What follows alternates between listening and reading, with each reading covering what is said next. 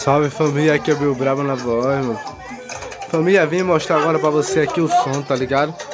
Qual gambiarra eu tenho no meu som? Aqui é muita gambiarra, mas bora lá começar primeiro. Aqui, meu médio queimou, eu botei um grave de 10 aqui no lugar de médio.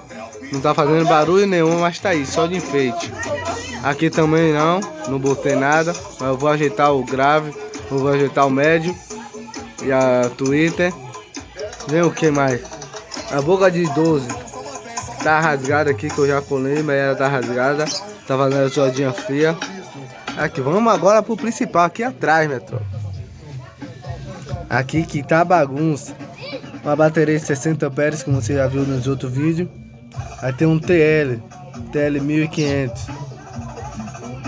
Tá rodando o TL 1500, tá rodando a parte das cornetas, Twitter e o médio, que não é médio, que é grave agora, né? E o outro lado da som digital de 1500 também tá rodando só os dois graves.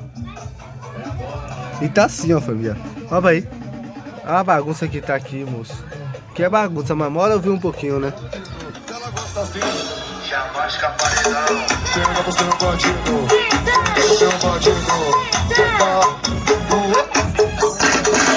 É o Pete, a nova geração, vagabundo.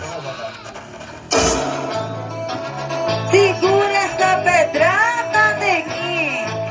Gabriel Almeida gosta dessa. R10 também viaja. Rômulo Zurique Pagodão.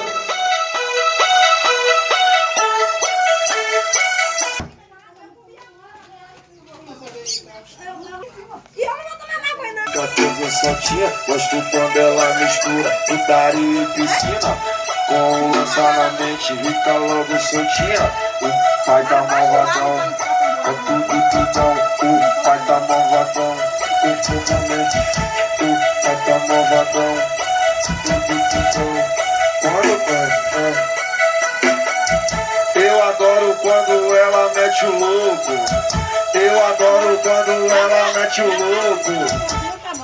Seu cachorro